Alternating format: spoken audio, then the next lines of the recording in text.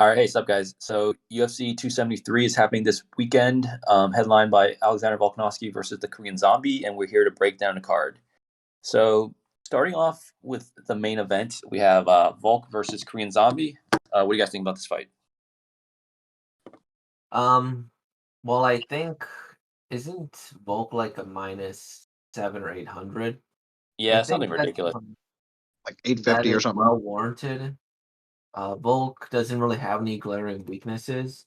The only real weakness he might have is that, he might have enough. His chin might get checked by Korean Zombie in the worst case scenario. Um, but in most scenarios, I think Volk can piece him up on the feet. He can probably beat him on the ground to an extent. And yeah, he could keep up with him for 5 rounds. I think it's pretty clear that Volk will probably win this. We'd have to kind of uh, look with a magnifying glass to get Zombie to win. What do you think, Dermer? He's on mute. I find it hard to disagree with anything that was said. Volk is just kind of better everywhere. I kind of share the opinion that the only thing I really see, because I mean, Korean Zombie's not gonna fucking take him down. If he takes him down, he can't hold him there. He's not like Brian Ortega couldn't even get Volk with that Gilly from Gilly from hell. So like, I don't think Korean Zombie's gonna catch him with that. So maybe he can check his chin, but even then, like, Volk is pretty defensively responsible. Like the only person who really hit him a lot was Max, because Max is a fantastic striker, and Korean Zombie's not at that level. I don't know. I think it's pretty obvious Volk wins. I think the bigger question is how, but the line is so inflated that I don't really like a straight bet on Volk doesn't make any sense to me either. Yeah, it's really hard not to like Volk here. I mean, the line reflects it. Thing with Zombie is I notice he doesn't really use footwork at all, right? Like he's like a very stationary fighter. Like he kind of just like walks forward, like plants his feet, and then swings. And thing with Volk that I think people don't really give him credit for is he has really good movement. He's really good at moving laterally, like getting in the right position, and then firing his shots. And I think that's just gonna work. That's just gonna match up really well with Zombie style. I mean, but that being said, like yeah, I mean at -720 on DraftKings, that's tough. I mean, Korean Zombie at +500, I think is a pretty juicy underdog because I mean, hey, like I think Zombie's a striker. He has really good power, and this is I would think mostly a stand-up fight. So I mean, Zombie maybe, but I was gonna. I like Volk. Oh, I was gonna say I don't even think that Zombie's a juicy underdog. I think it's just a stay away from fight in general because the line's too high in Volk. I don't like when you look at guys at featherweight who have like the tools to put Volk in danger in certain ways, like Holloway does and Ortega does with his submissions, and like I just don't see that from Korean Zombie. Like I don't see him being able, like you said, like his movement is so like almost non-existent compared to somebody like Volk, whose footwork is super underrated and just like always knows how to be in the spot he needs to be in and keep his range and do all that. Like it's not gonna. I don't see Um, Korean Zombie putting Volk in really much danger at all throughout the course of this fight. Like it maybe this is like the quintessential puncher's chance fight because even if he did land a punch, like I would not think he would land that punch if they fought a lot of times. I mean, Chad Mendes knocked down Volkanovski, and Holloway checked his True. chin with a head kick. So That's I mean, true too. I mean, it's possible, but that's what he's I'm been saying. I checked think even if before. he does check his chin, he'll recover. Like Volk has good recovery. Volk doesn't just go out like that. Like I think he'll recover and get back up and it beat him the rest of the fight. I think you guys, I think it's clear that Volk's gonna win. I don't know about -800, maybe That's the thing. -300, Yeah. just because Korean Zombie has really, really weird fights. He made it to Jose. He beat Dustin Poirier. It's really easy to beat Dustin when you're good. Then Jose Aldo, he went against him, and he had his weird little shoulder thing. He wasn't necessarily winning, but he didn't necessarily lose via his own power, if that makes sense. Then he decided to take a break by going in the military when they forced him to, mandatory service. And then he just goes on an insane streak, all things considered. Dennis Bermudez less than a round. Yair Rodriguez, he won that fight except for that last second, literal last second. Yeah. Credit to Yair. And then he beats Moicano, the guy who RDA struggled to take down and beat. And then finish is a better word. And then he knocked out Frankie Edgar, another champion. And then Brian Ortega, I think, just caught him and gave him a concussion, which is why Ortega looked inflated when you look back at that fight. And then, he beats Dan Ige pretty comfortably here. He has an insane record, and honestly, I was surprised the Korean Zombie was so young. He's 35 compared to Volk's 33. So I think he definitely has potential. I just think that minus 800 is pretty disrespectful. Maybe minus 300, minus 250. So it started at minus 330 and it ballooned all the way up this high. So like I don't think it's disrespectful considering that like Volk's gonna win this fight. Like, is he though? I think it's I think I'd have it at like at least minus 500 or 600. I don't know about that. I mean, I think Volk's gonna win, but I think you're underestimating, Zombie's power. I think you gotta play the. I feel like if you like Volk, you gotta play some of these some of these props, because I think Volk by knockout is a pretty good one. On DK it's plus 200. I think you could even get it better at FanDuel. Plus 240 on FanDuel. Yeah, I love that. Yeah, I like that. On the embedded, I mean, I don't know how much I put into this, but like Volk was saying how he really wants to finish this time because he's been going to decision a lot. And people say it all the time, right? So I'm not really gonna put that much stock in it, but I think he's gonna look for the finish, and I think I think he's good enough to where he could do like some like standing TKO on. No, that's just throwing away your money. I don't know about that. Him by KO. I mean, that's such a bad prop against Zombie. He has to get lucky to do that. Not really. Zombie's been knocked out. So Zombie's been knocked out 3 times. Yeah. I don't think he's gonna KO him like flat. I think it's gonna be like a TKO. Yair caught him with a really lucky shot. Jose Aldo. Jose Aldo beat the out of him for nearly a decade ago, and then over a decade ago, like George Rupi got caught. Wow. But like we can't just be like, okay, yeah, he has a good chin, but like he's been knocked out before. It's not like it's Max Holloway. Volk just doesn't have the same power. That's as simple as that. He'll volume him. Yeah, I think like if he were to knock him out, it would be like via volume and like a TKO sort of thing, which I think could happen. No. But regardless, but I think that Zombie definitely earned this and is pretty cool. Yeah. All right. Do I have anything else to add, or we can move on? No, let's move on. I think we all agree, basically. All right. Yeah. Aljamain Sterling versus Petr Yan. Petr Yan. So let's get this right out the way. Dermer is in love with Petr Yan. let me just give my Petr Yan skill. Let me just give my skill set. First of all, no, I'm not. Yeah, he is. I'm not as hard of a Yan fanboy as you are and as an Islam fanboy, but that's a whole other video. Let's just go over Petr Yan right here. Petr Yan is like skill for skill, pound for pound, like probably the best fighter in the UFC right now. Nasty pressure, nasty boxing, solid defense. Only guy to use a high guard and be that successful with it in like modern MMA. It's fucking crazy. Super high fight IQ. Ragdolls fucking grapplers. The guy, the only hole in his game is submission offense that I've seen. Like and apparently his knowledge of the rule set. The guy is a freak. He's not fair, and he's just better. Is that he cheats a lot, and sometimes he gets caught cheating. That is that's what it is. Like I mean, but that's what I'm saying. I don't even think the knee is an example of being caught cheating. I think that's an example of not knowing what he probably thought he could throw the knee and he just didn't. You know what I mean? So you gotta know the rules. But like, take away that fuck shit happening. Like I think Petr Yan is pretty clearly a better fighter than Aljamain Sterling, and that's not to take anything away from Aljo because he might be the second best guy in this whole division. But I do think Petr Yan is in a league of his own. when it comes to the bantamweight division right now. And I kind of see this fight going similar to the last one. Maybe Aljo manages his pace a little better and doesn't use his output so much. But I think that once Petr Yan turns it up in the second half of the fight, there's not going to be much Aljo can do to stop that avalanche from coming. So I love Petr Yan rounds 4 by 4-5 or decision at -155. I think that's a lock. So because I know Aljo's tough, he's going to make it through a few rounds, but I don't think he can. I think he'll either lose a 3-2 or 4-1 decision, or he'll just get finished in the 4th or 5th rounds.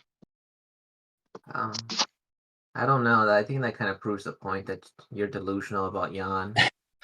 You're like, he is the most skilled person to ever exist. Only person to ever use a high guard and be successful in MMA. What other UFC champion uses a high guard? Paulo Costa. Like consistently? Oh, I guess you don't want to hear an answer. Okay. I said champion, not guy who got absolutely destroyed in a title fight. Well, my point was, if you let me finish, was that honestly, when you look at Jan's record, when it comes to people who he's faced with genuine power, I don't think he really has faced anybody with real power, to be honest. Like, I think if Izzy, you drew him to 135, he'd beat Jan pretty comfortably. Because he's a good mix of power, precision. Jan, I mean, the strongest puncher he fought was John Dodson, right? And he cheated a whole lot in that fight against John Dodson. But let's focus on Sterling. Sterling definitely won round 1. Definitely won round 2. He lost round 1, 2 of the 3 scorecards. Yeah, I mean, the round 1's kind of up in the air because, he got knocked down. Yeah. He lost round 1. He got knocked down. Immediate damage. Well, I mean, he won round 2. So, anywho, let's try to finish the points because we got to defend Jan regardless, right? Round 1, he lost. Round 2, he lost. And round 3, that's when Jan definitely started to take over. Because Sterling was a little stupid. Let's be honest. He had a great gas tank in round 1. Round 2 overwhelmed Jan. He rocked Jan quite a bit in round 1. Jan just has a really good poker face. He hit him with a knee like 2 times there. And honestly, Jan, I could see him dropping Jan in this fight. Because if Jan gets dropped by John Dodson, and he did get dropped by John Dodson in this fight there, I could see Sterling hitting him with something unique and taking him down as well. I also think that Jan is probably going to come in with a bad game plan, to be honest. I think Jan will come in as disciplined as he usually does. He might just come in and try to finish Sterling because he's way more confident than before because he probably doesn't think much of Sterling, to be honest. And I think if Sterling should change the game plan, he can beat Jan pretty comfortably. At least 3 rounds, or maybe a knockout, honestly. Yeah. I think the line is a little disrespectful for Sterling. I mean, plus 360 for Sterling is pretty crazy considering I thought how the last fight went. I mean, we all know how it ended, and I think that probably just like left a bad taste in people's mouth, and like a lot of people want to see Aljo lose because of that. But I mean, if you look at the fight for what it is, I thought it was really competitive. Like, even in the third round when Jan was taking over, Aljo was still like moving forward, like throwing teep kicks, like putting on the pressure. He definitely was slowing down, but he was still throwing. And the 4th round happened. He was clearly gonna lose, and then the knee happened. But I don't know. I think Aljo could make a lot of adjustments from that first fight. I mean, I think for one, he could really just turn it down a little bit, like with the aggression, especially in the early rounds, save some of that gas tank, not go for as many takedowns because every time he went for a clinch, like Jan just threw him down. So that was really bad. And I think he can make those adjustments. And if he does, I mean, all Aljo needs to do is win one more round than he did the first fight. I know he lost the first round. I do think he lost the first round. But let's say all he needs to do is avoid a knockdown. Win one more round and not get dropped. Yeah, which is not a big ask, in my opinion. I have a big problem with the way you guys are looking at this.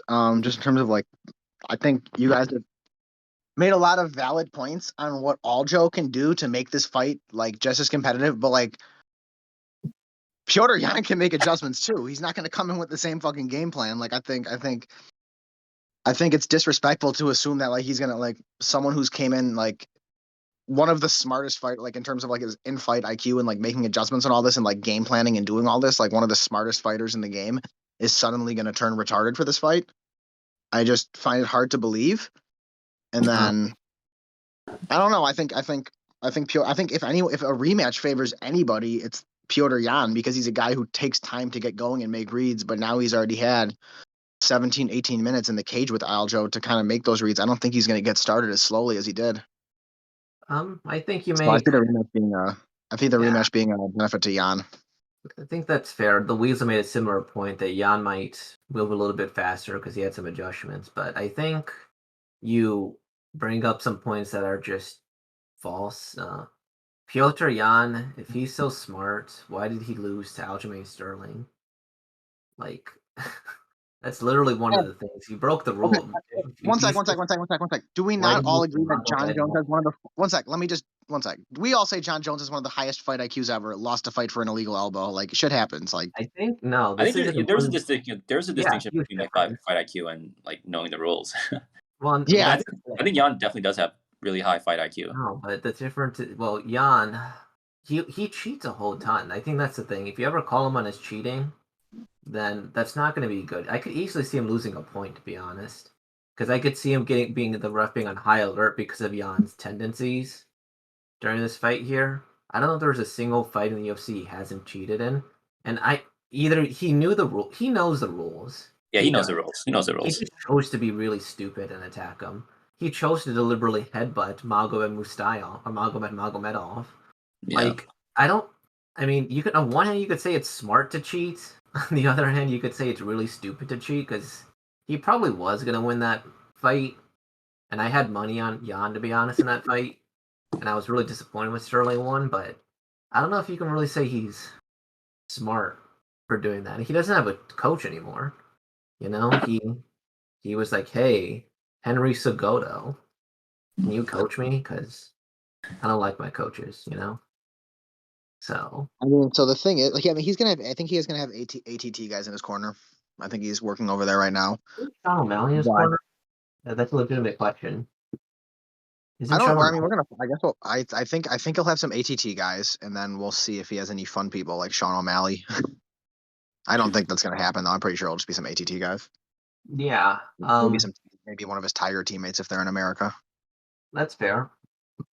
But I don't think the corner situation is too much of a big deal. I think Petr Yan kind of knows what he needs to do without like I think I have a feeling that when his coaches are saying shit to him, he's just sitting there like, yeah, bro, I saw all this shit like before you did. So I think he'll be fine. I said, I think the line might be a little too inflated, but when you consider the prop of Yan by 4-5 or decision, I don't think he finishes Sterling in 3 rounds. I think Sterling is really tough. Like we saw that first fight. Sterling will be able to put up a good fight for a while, but like again, when that avalanche of Yan comes, no one's been able to fight it off. John Dotson did a pretty good job, and Yan had to cheat, quite a few times. He did drop Yan. That was Yan a long time ago. Like that was a younger Yan. What was that? Was that not too long ago? Not too long ago, but he's developed a lot since then. I remember that fight, and he's become a lot like what's the word I'm looking for? More. I mean, yeah, that's the only time he's ever caught, right? Like. I mean, people get caught. It happens. I mean, I just think that when you look at his record, Jose Aldo's probably his most impressive win in terms of getting tested with power. Corey Sandhagen is really good. He's explosive. Why does he have to get? Why is getting tested with power like such a massive deal to you? Like it's bantamweights. Most guys aren't that powerful in the first place. 135. Yeah, there's not like a crazy amount of power in that division. Like they're not one-hit quitters. A good amount of finishes all the time. They have finishes, but they're not like one-hit quitter. Like they're not like Francis Power, like Connor Power, where they just touch you once and you're like, Jesus, fuck me. Like we're not gonna. This is our second Connor reference. Guys. Okay, Francis or like who's what's a non-heavyweight example who one hits you? Khamzat Chimaev, who we'll talk about in just a second. There you go. So it's not like that. Where, like they touch you once and you're like, "Fuck, I'm gonna lose now." Like it's like Sterling also finished Sandhagen in like less than a round. The grappling is important. I also think when Sterling got taken down by Yan, it was actually on purpose because it was you could tell he was gassing in like the third round, and he seemed to kind of So stay on the ground a little bit longer than necessary to kind the of recover. thing is, So Jan took him down like 7 times throughout all 4 rounds. So yeah. not all those were intentional. Like Jan was throwing him around at will. Like Jan literally lifted him off the ground and put him down one time. Oh yeah, well that's another thing. That was another cheat move. He literally spiked Sterling. That's another Oh one. yeah. That was illegal. So if that knocked out Sterling, Sterling would have won that fight as well. Yeah, so like I think if Jan was a little bit cleaner, because I mean, when it comes to like when John Jones cheats, he kind of eye pokes you, and then Kind call of. it a day. But then like I told you. yeah, but like with Sterling or not Sterling, with Jan, he cheats a lot more and a little bit differently. Like when you grab John Dotson's hair because he's kicking your ass, that's pretty. Jan is less discreet about it. He's not like discreet with his cheating. He's just like blatant with it, which you can't do. You got to be low key about it. Jan also headbutted, I believe. I think I might be wrong with him headbutting John Dodson in that fight. I don't think it was John Dodson. I think it was somebody else, but he definitely Yeah, headbutted 'cause I somebody. think he used the hair to maybe do whatever. But yeah, Jan is. I could see him easily losing by a point or disqualification. I think he has to finish Sterling if possible. Sterling will come with a different game plan because his pace was insane in round one, and round Yeah, two in round he didn't one. stop. No, it's In round two, pace was he kept insane. up in round two, but he And started. then But he didn't even stop in round three, three. he was keeping it up a little bit. Like he That's wasn't gassing that bad. Jan was just turning it on. That's the problem with Sterling. He needs to just come with a smarter game plan, and he's ripped if you look at his Instagram. So Yeah, dude's massive. Yeah, he's gonna be a lot bigger than Piera Jan too. But I don't know if that matters. that's fair. So, important question for the next video: is the only thing that can beat Piotr Jan the rules of MMA? Because don't think fun fact, the one fight he did lose, he won 3-2 on the scorecards. He lost a point because he did some illegal shit. So they took a point, so it was a draw. But the organization needed a winner to call the champion, so they just announced the other guy as the champion. Yeah. So Jan can only lose fights to the rules. As hard as I've been arguing for Sterling, I got Piotr Jan. All right. Yeah. All right, let's move on. We have Gilbert Burns versus Khamzat Chimaev. Gilbert Burns has 0 chance. So I actually did some research into Chimaev's pre-UFC career because it's actually not that long, and a lot of it is on YouTube. Yeah. Honestly, Burns has no chance. It's as simple as that. Like Chimaev has the touch of death. Honestly, he has insane power. He has insane explosiveness. He has good on the feet. He can punch. He can kick. He went to a high kick to a double takedown. That was an insanely athletic thing to do, almost to me. I believe that was in the John Phillips fight. I also think he's fought better fighters, to be honest. I think Akrim Aliskerov is a way better fighter than Gilbert Burns. He's like a literal 4-time Sambo champion. So, like, Gilbert Burns is a 155er with a suspect chin against somebody who knocked out a 185er, I believe, who's pretty strong.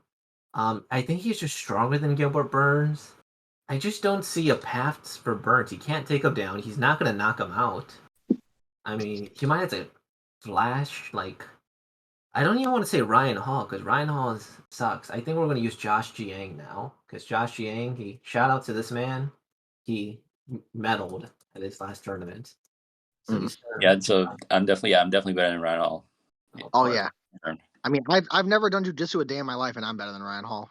Yeah. All right. Anyways, yeah. So well, let's preface this for the audience too. Lorenzo is a Gilbert Burns hater, which is okay.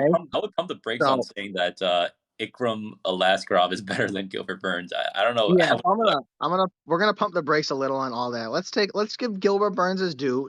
Disgusting jiu-jitsu. It's gonna be dangerous if Khamzat takes him down, especially past the second or third rounds if it goes that deep. Solid power, respectable hands. He could always get a shot off. And he's a lot more tested than Khamzat against the top competition. With that being said, Khamzat's gonna smash him, bro. I love Gilbert. There's a lot of questions with Chimaev though. Like, what if? I mean, we did see my Burns. Question with Chimaev is cardio. What? I was gonna say my question with Chimaev is cardio. Like, if Burns can take him to the second and third, maybe that's interesting. But I think considering Burns' chin isn't the best, I think Chimaev just catches I him was on the gonna say feet. we also don't really know what Chimaev's chin is like. Like he's he's literally never been hit before. Like no one's ever hit him. Like what happens when he gets hit? We don't know. We do. We saw. So I did this film study, of course.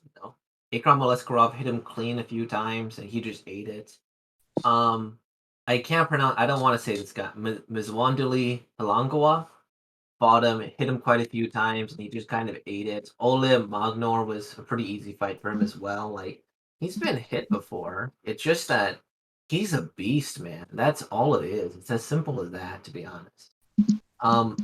Gilbert Burns, maybe hater is a strong word. I think realist. His best win is probably Damian Maia. I don't know. All his wins are questionable. He won against an aging Thompson, a shot Woodley, an aging Maia. So his best one might be Gunnar Nelson. Like I just think Gilbert Burns is not as elite as we think. He couldn't even submit any of those people. I don't know. I mean, yeah. I like Chimaev. I think he's way longer. He's way bigger, and I think the size is the biggest thing. Like,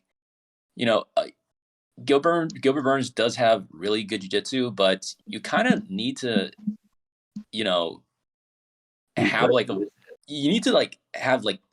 good amount of strength to utilize jiu-jitsu. Like if someone's just on top of you, just smashing you, like, and they're in full mount, like there's not much jiu-jitsu you could do about it.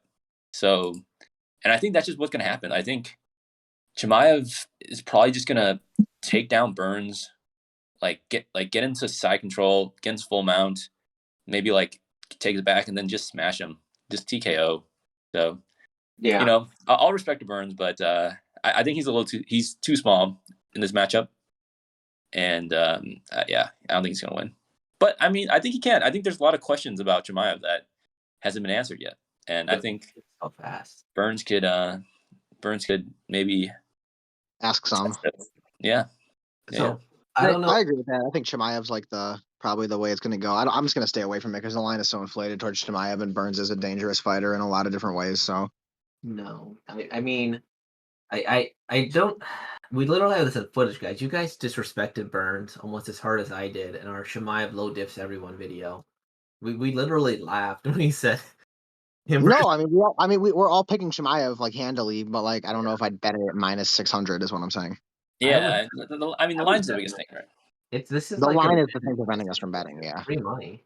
Like Usman is scared of Chimaev. That's why he's saying, "Hey, Burns, let me train you because I'm terrified." Oh, Chimaev, you actually need to fight Colby Covington while I fight Leon Edwards. He's nobody wants a piece of Chimaev is another video, but yeah, I don't think that's true. Like literally, the whole top 10 of the welterweights called him out. Yeah, and they call him out until Dana sends the contract, and he's like, "All right, sign this for the paper." And they're going to be like, so let me fight somebody else though. I don't think that's true. I mean, Neil Magny's been calling out for ages. Okay, Neil Magny is the exception. Like Colby and all them are not. Like Colby and Usman do not want a fucking piece of Khamzat. Yeah, I mean, Burns been calling him out. He signed. Yeah, Burns did, but I'm saying Colby, all them, they don't want none of Khamzat. Yeah, maybe. That might be true.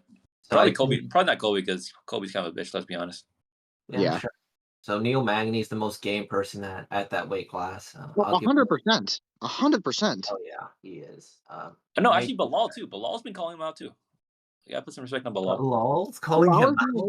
No, you know what? Bilal got his ass whooped by Leon for 6 minutes and poked in the eye and then kept calling out Leon. So God bless Bilal too. Yeah, no, Bilal's game too. No, I'm telling you, everybody has been calling him out. It's not like everybody's scared of Chimaev. I don't think that narrative's correct. I also think not that everyone, just Colby and Kamaru. That Chimaev that's is also just a better person than Gilbert Burns because Chimaev, he's doing it for his mom and his family. If you've seen any of the backstage stuff, it's like, dang, this guy has a crazy life and story. Gilbert Burns, the way Khamzat talks about his mom, you can tell he's a real one. Yeah, and Gilbert Burns hates Wonderboy Thompson. He actually has a legitimate grudge against him. He hates Wonderboy because he beat his teammate, and that's it. That's that's real. Gilbert Burns, that's real. Yeah, that's real, dude. That means that I want to be friends with Gilbert Burns. If he's fucking fire die with you, fuck yeah. Yeah, I'd want to be on his team. That sounds like he got my back. I mean, that's literally like that's the thing I like about Connor is like he like rides or dies with his entire team. Bro, like Artem got surrounded. He flew from Ireland to New York and threw a dolly through a bus Yeah. because they Yeah, all fucked right. with That's Artem. yet another Connor reference, but there we go.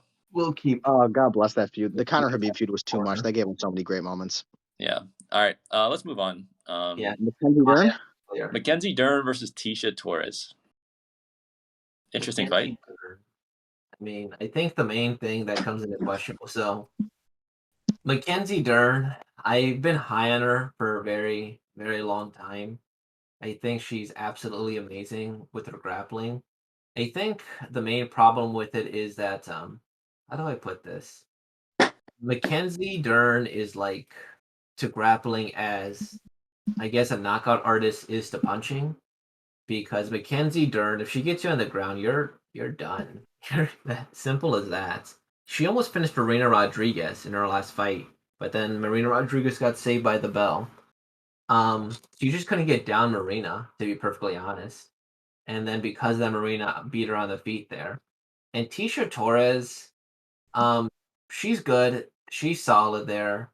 This is gonna sound weird, but I can imagine Tecia Torres trying to bring Mackenzie Dern to the ground and getting submitted. I honestly think that's how it's gonna go. So, Well, if Tecia Torres developed Down syndrome, then yeah, maybe. Yeah, I don't think there's any chance that Tecia Torres tries to take her down. I think that this will be like she'll try and kind of do what Marina did to her. Kind of rangy kickboxer, keep her away. But not like Marina did, because obviously that's more Marina style, but like just that kind of keep Mackenzie away, like keep her at distance, like just kind of poke her on the feet, win the decision. But I don't think she's as good as Marina. I don't think she can just do that to Mackenzie. I think after a matter of time, Mackenzie will get it to the ground and she'll be able to either keep Tecia there controlled because Ticia's worried about the submission and is not giving up position, is just kind of content with staying there because she doesn't want to risk anything, or she will give up position and she'll get her back, and that'll be that. So I think I think the best comparison for Mackenzie Dern, I feel like, is she is Ben Askren with jiu-jitsu, essentially. Because she's literally just put all her eggs in the jiu-jitsu basket. Like she has no striking, she has no takedowns. It's literally all jiu-jitsu. And I think that's just a terrible style. I think it's a terrible style. Like Mackenzie Dern has a 10% takedown accuracy, and when your whole game is predicated on your jiu-jitsu, that's just a terrible stat to have. Like she literally, I don't even know how she takes people down. Like she just kind of like pulls guard and like hopes to sweep them essentially. And I just don't see it against Tecia Torres. I think Tecia Torres will be able to stuff the takedowns. I think she's pretty strong. She's really mobile, and on the feet, it's not even close. I mean, Mackenzie Dern's fucking stand up is non-existent. Like it's literally Ben Askren level. And I just see this fight. I just see Tecia Torres just piecing her up. Like there's no takedowns that Dern has that like I feel like is scary for Tecia. So I think it's gonna go a lot like the Marina fight where Dern like it might be scary for like for a flash, like Dern might be able to like get some scramble, but I think overall Tecia wins. With Tecia Torres, I mean, she's very much a volume fighter. She has done like takedowns in the past, which is probably why I could see her doing this. And also, I mean, Tecia Torres, she's solid, but I could see not Marina, sorry. I could see Mackenzie Dern just taking her down, even if it's not, and she just needs one. And honestly, she didn't take down like Ronda Marcos in their fight, and she still submitted her. Because the great thing about being jiu-jitsu, I think she's way better at striking than Ben Askren, in all honesty. Ben Askren might be no. I think it's actually that bad. She's really bad. No one's been asking bad. Yeah. So like you can be sloppy when you're like as good as Mackenzie Dern. Like she does high kick, she does all the stuff here, and she could slip and you come after her, you're done when you go on the ground. I think she's also beat better people than what's her face than Tecia Torres. I think Verona Jandiroba is actually pretty good, to be perfectly honest. And when you beat her, that's pretty telling. And plus the money is pretty close on this fight. I don't think Tecia Torres is a bad bet. I just think that Mackenzie Dern is going to be around the top 5 for a very long time in this division. So here's the thing with all of Mackenzie Dern's victories. Like, okay, let's look at Hannah Cyphers, Randa Marcos, Nina Nunes. She submitted all of them. They all intentionally decided to go to the ground with her. Like, they all did. And it made no sense when it happened. I don't know why they did it, but they did it. And then they all got submitted. So unless, like I said, unless Tecia Torres develops Down syndrome and also decides to do that, I just don't see her like going to the ground that much. And then Verna Jandarova. So she's also a ground fighter. So they both kind of, it was just like a clash of styles where like there's both what they're strong at. So they both tried to do it. And then Dern was just better. And also Dern had better striking apparently than Verna Jandarova. But yeah. Look, I just don't like if Tecia comes in with the right game plan. I just don't see Dern taking her down. So No, and actually, now that I think about it, I will say we should kind of move on because I've realized this has been a long time already for 4 fights. But that's fine. Mackenzie is not good at getting takedowns. Like she's Dude, not at all. Uh, So like if she doesn't jump on a back or do some crazy shit, like the more I think about it, the more I'm like I almost want to stay away just because like I do like Ticia's chances, but like the chance of Mackenzie pulling out some crazy jujitsu shit is always there. Yeah, I think it's pretty clearly Mackenzie Dern. She's like the Brian Ortega. I think of the division's a better comparison. Where That's a good point, actually. Yeah, that's a good comparison. Like really good jujitsu. His takedown defense is questionable. Honestly, I could see Mackenzie Dern just really training her striking because her jujitsu is so good. She's like a better Ryan Hall. Cause fuck, we're gonna badmouth him so much for not submitting what's his face. That's disrespectful to Ryan Hall. Ryan Hall at least has like some kicks. He has some striking. But Ryan Hall couldn't submit that one guy. And Mackenzie Dern. Anyways, all right, let's move on because we're gonna go over. Let's try and be a little quicker with these next ones. I mean, we already hit the big. Let's do some rapid fire here. All right, Vinc Pichel versus Mark Madsen. So I did some tape study on this fight. I think this fight's interesting, but ultimately I think it's a stay away. So Mark Madsen, really credentialed Olympic athlete. I think was a silver medalist in Greco-Roman, and has really good takedowns. Vinc Pichel, I think is also really good. He has like really good cardio. He has really good like anti-grappling, like really good get-ups. And he's more of a stand-up fighter. The way I see this fight going is that I think Mark Madsen is going to be able to ragdoll him early and get those takedowns. The question for me is will Vinc Pichel be able to get up quickly and then, tax Mark Madsen's cardio? Because we have seen Mark Madsen gas against Austin Hubbard. He was ragdolling him early, and then in the third round, he started gassing, and Austin Hubbard started to take over. Mark Madsen's stand-up is not good. So it's a pretty close fight, and in my opinion, I think this fight is one that is worth a live bet because I think that if we see in the first round that Mark Madsen is using a lot of energy for these takedowns, and Vinc Pichel is able to get up really quickly and really put a beating on him on the feet, I think even if Mark Madsen wins that round, I think it's definitely worth a live bet on Vinc Pichel. But if Madsen's able to take him down and control him, then I think it's Madsen all the way. But that third round is still going to be hairy because I think Pichel's cardio and striking is really good. So I'm down to add nothing because you did all the research. So Mark Madsen at plus money is one of the best bets you can have on the card here, because I mean, Mark Madsen has 2 weapons: a jab and his wrestling. And he didn't show much of his wrestling against Clay Guida, honestly, and I think that was purposely part of the game plan. The one person who beat Vinc Pichel pretty handily was Gregor Gillespie, and Gregor Gillespie ragdolled him. If Gregor Gillespie can ragdoll you, I don't know what Mark Madsen can do to you. I think that's the real difference maker here. Mark Madsen's wrestling will be more than enough to essentially ragdoll Vinc Pichel, and his cardio is questionable. But I think that I know this is MMA math at its finest, but if Gregor Gillespie can out-wrestle you, then I think Mark Madsen can out-wrestle you. And I think that's more than enough to bank a few rounds. That third round might be a bit questionable, but at the very least, he'll get a decision. I mean, Greg Gillespie's a really, he's one of the best grapplers in that division. I know, based on credentials, you could say Madsen's a better because he has like the Olympic pedigree. But I mean, Greg Gillespie was an NCAA champion, and he has shown really good grappling. Whereas, I mean, we've seen like against Clay Guida, like he went for a couple takedowns, but I mean, Guida stuffed him pretty easily.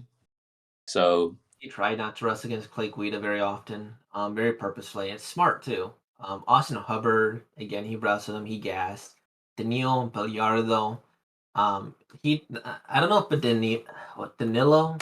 Danilo, whatever his name is. I don't know if he just has a bad chin or something.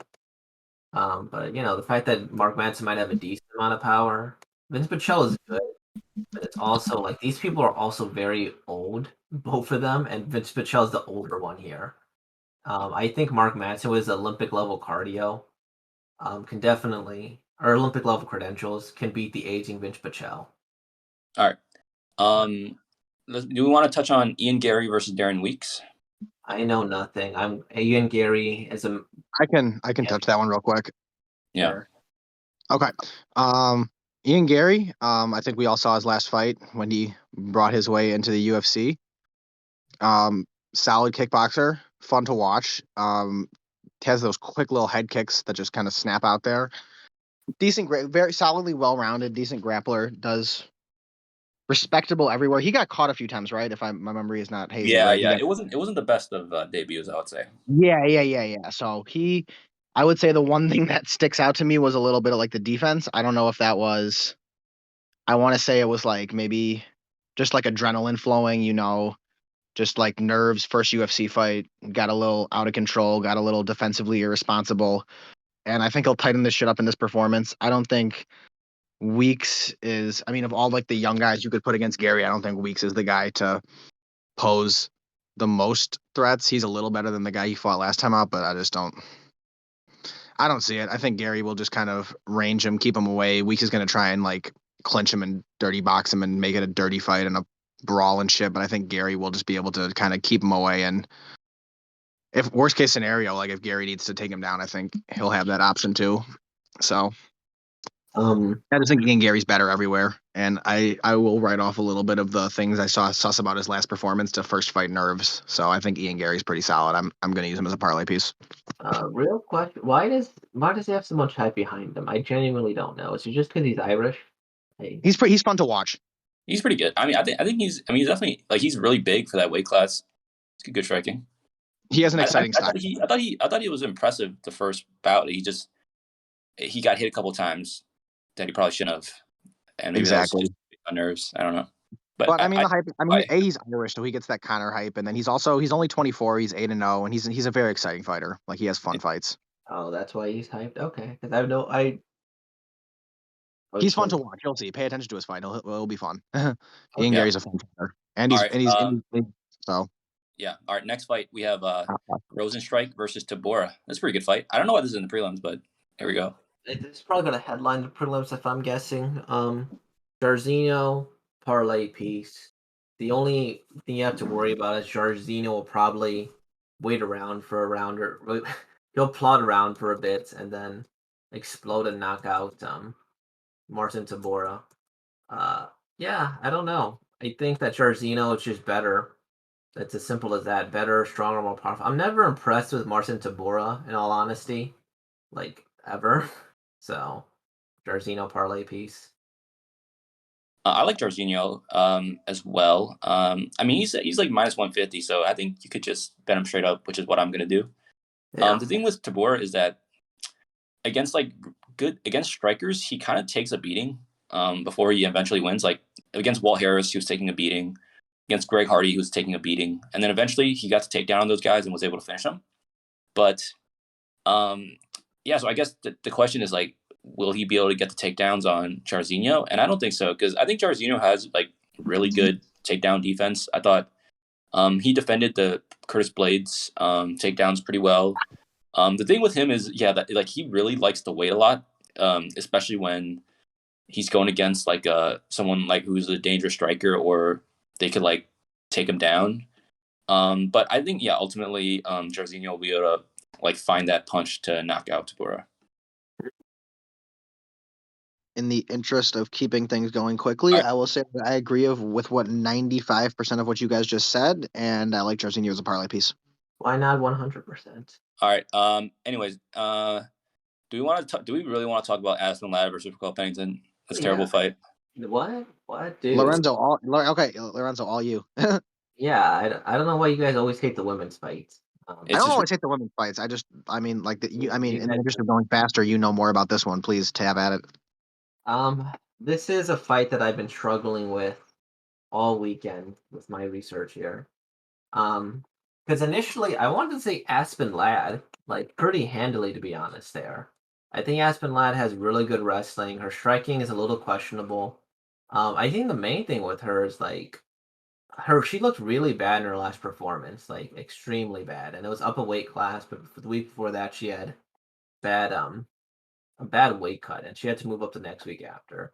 Aspen Ladd is just really impressive all around with her striking, with her grappling there. I just think her last performance was an outlier. Now, on the other hand, Raquel Pennington, if you look at her record, it's 13-8, but that's a really deceptive 13-8 here. Most of her losses are to legit competition, like Kat Zingano, really good back in the day. Leslie Smith, good back in the day. Then you have Andrade, Holly Holm, Amanda Nunes, GDR, and Holly Holm yet again. So that's like the top of the division. And she even beat Irene Aldana, again, another top contender in that division. So she's definitely like, if you have S tier is Amanda, and I guess, what's her face? Who's the champion? Fuck. Pena. We'll include Pena at S at S minus tier. And then you have A tier is like Holly Holm and GDR. Then probably like A minus tier is right there with Raquel Pennington, who's right there with Irene Aldana. I just think Aspen Ladd at plus money is really juicy. I feel like her last performance was an outlier. So if she can get her weight cut under control, I think she can win this year. The main thing is how she looks on the scale, but she's a great bet, I think. But check the scale. I like Raquel Pennington. I'm just gonna say I like Raquel Pennington. Like the last performance against Norma Dumont for Aspen Ladd was one of the worst performances I've ever seen by anyone in the UFC. I can't bet on someone who mentally shuts down like that in the middle of a fight. And if I were to bet, I would bet Raquel Pennington. All right. So I'm kind of between you guys. I kind of agree with Lorenzo that Aspen Ladd at plus money is good, but that last I also do kind of think like that last performance was an outlier, and she'll kind of get back to what we've seen before. So her plus money, I think, definitely has some value to it. Although I will be staying away personally. All right. Do we really want to talk about Mickey Gall versus Mike Malott? I don't know. Mickey Gall, I have no idea how to get her. I'm so down to skip that fight. I have no idea. I like Mike Malott. Actually, Sure. I saw his contender series fight, and I thought it was pretty good. And I think he might even have better jiu-jitsu than Mikey Gall. And he's also younger. So Mike Malott. There we go. Sure. Oleinik versus Vanderaa. Yes. Oleinik, the legend, the amazing person, the one who's finally going to go 60 wins this weekend. Wow. He was scheduled to fight I forget who. He's not very good. He moved up in weight last week or 2 weeks ago. He was scheduled to fight Latifi.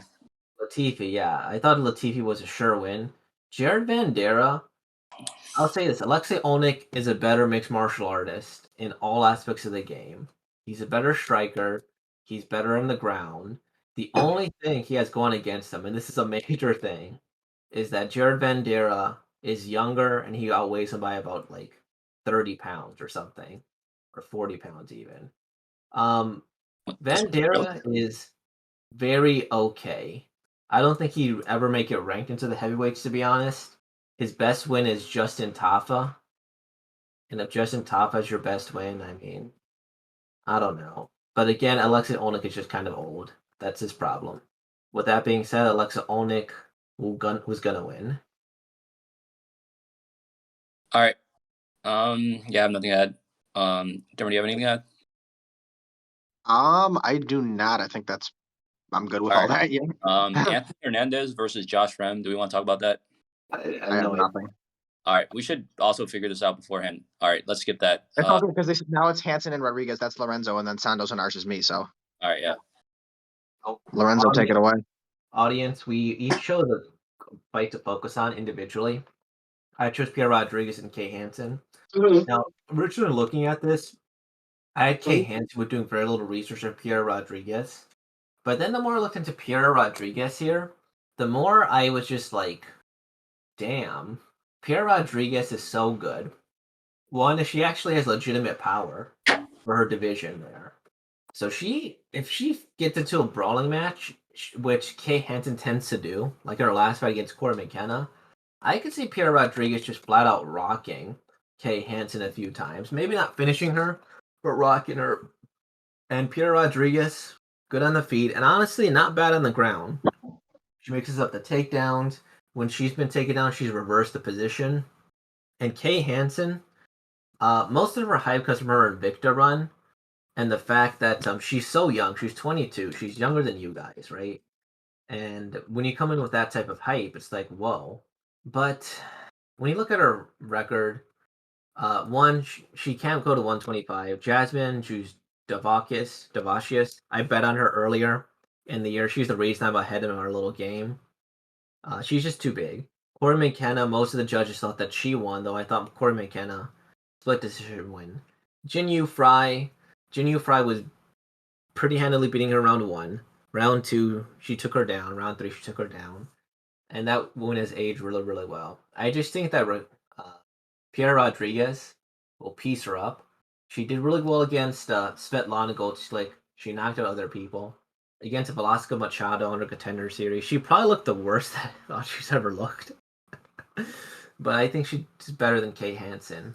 Also, Kay Hansen, this is going to sound really weird, but Kay Hansen's definitely getting some of that OnlyFans money. I think she might have one.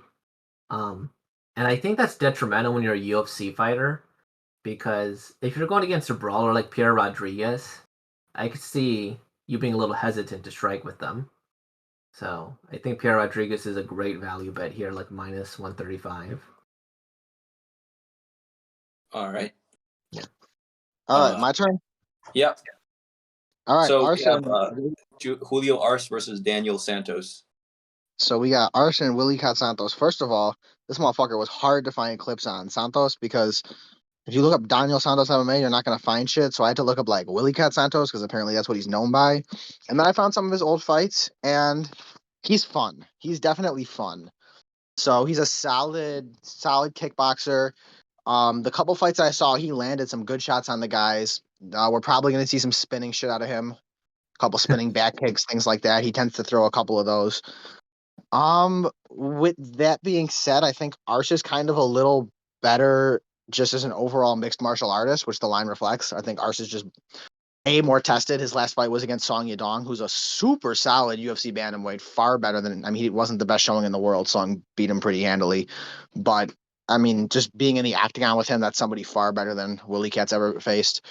And then watching his fights, his offense is good, but his defense is sus. He got caught with some big shots. He ate him well, but still, like, just the fact that he was getting caught with them so easily wasn't good to me. And then his takedown defense was unimpressive. Once he got taken down, from what I saw, he was able to get back up without too much trouble, but just it didn't seem like it took much trouble for the other guy to get him off his feet in the first place.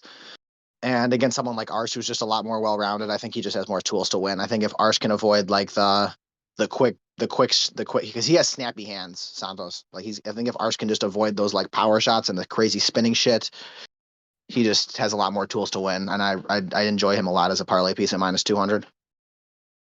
Especially considering like the Ian Garry, we saw his first fight with the UFC. He had a lot of nerves going, and he was a super hype prospect. And you saw he didn't put on the best performance. So I think that could definitely happen here with Santos, and I like Arce. All right. Yeah, I don't have anything to add for this fight. Do you, Lorenzo? No. I barely know who these people are. I know All that right. Arce I saw you Dom. So All right. Let's get into our bets. So I'll go first. I have a parlay of Volk by knockout and Jan by decision at plus 699. Putting down 1 unit on that. I have Chimaev by knockout, 3 units on that. I have Tecia Torres, money line, plus 104, 3 units on that. And I have Rozenstruik minus 150 money line, putting 3 units on that. All right, Alex. All right, give me 1 sec. I gotta do my math. I'm gonna literally just checking to make sure I get the same odds because I'm doing the same parlay you did actually, with 1 unit. Yep, same odds. So plus 699, the same one you did. Volk by knockout, Jan by points, 1 unit. And then give me a sec because I have to have FanDuel do the math for me on these because I got 3 parlays coming in hot. These are the most me parlays ever. You'll see. We're going all in on Petr Yan. Parlay number 1, Petr Yan rounds 4-5 in decision with Julio Arce plus 146. Give me 3 units on that. Okay. Parlay number 2, Petr Yan rounds 4-5 or by decision. Ian Garry money line plus 107. 3 units on that. And parlay number 3, Petr Yan rounds 4-5 decision and Jairzinho money line plus 168. 3 units on that. What's the money line? What's the odds on the last one? Oh, let me get it back up. It is plus 168. Okay. Lorenzo? That makes sense. I'm a little surprised, but it shouldn't be. Volkan Jan minus 301 straight money line. 3 units. Piera Rodriguez minus 130, 3 units, 2.31. Chimaev by KO, 3 units at 125. Then I have a Madsen, Piera, Jairzinho, Alexei, Dern, Lad parlay at plus 5,200 with 1. So 52.48. Well, that's just dumb. They're all gonna happen, bro. Just watch. Dude, oh my god, that's terrible. If that happens, bro, if that happens, dinner on me, whatever you want next fucking card, bro. I think that's the highest bet anybody has made in this thing, you know. So Yes. Dumb as that. Like I don't like the only one I actually like is like Jairzinho. I think they're all Okay, great. well, either Lorenzo's gonna sound like a genius or I lose one. the dumbest person ever. Yeah. All right, that was Cold Takes MMA. Like, comment, and subscribe. Peace, y'all. Gang. Oh my gosh.